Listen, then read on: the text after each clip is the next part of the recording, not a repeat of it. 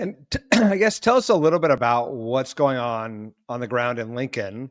It's a dynamic city. It's got obviously a large university. Yeah. It is a center in an agricultural state, an urban center, an agricultural state. What are you seeing both in terms of your economy and in terms of housing demand over the last couple of years, and what do you foresee going forward? Yeah, so in Lincoln, we're a pretty steady economy. We're well known for having one of the lowest unemployment rates in the United States historically. We're, like you said, a university city. We also are the head of government here in Lincoln as well, and so we're a pretty darn steady economy.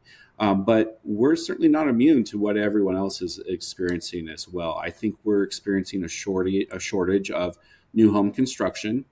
I think we're experiencing,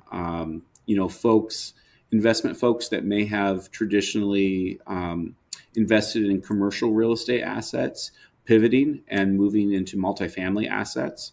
And so those investors are building a lot of rental units in our community.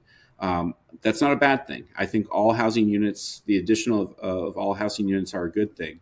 But it has been much more, the numbers have been much higher than what we've seen in the past. And I think in some ways, certain communities, maybe Lincoln is one of them, I think we need to evaluate whether or not the ideology that folks have been paying attention to for a while now of a denser housing product, whether or not that really meets the market demand of communities like Lincoln, Nebraska, or other Midwestern communities.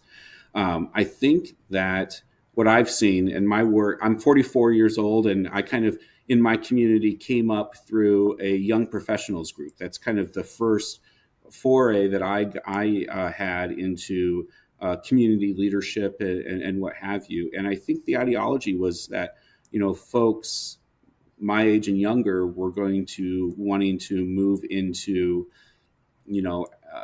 multifamily, denser housing products that really made infrastructure much more affordable for cities across the United States, right? But as I don't know that that's turned out to necessarily be the case in terms of ultimately folks wanting that specific product. I think there's a marked difference that we need to know in whether or not younger folks couldn't get into a more traditional product earlier versus they didn't want that product. And I wonder if we're now maybe finding out that people actually wanted that product, they just couldn't afford it earlier. And so what does that do when we've been working with the mentality over the years of how do we do infill, how do we create higher density so that ultimately our infrastructure costs as a municipality remain low, and balance that with maybe a market need that we thought was changing, and maybe it still is, maybe it's not. I don't know.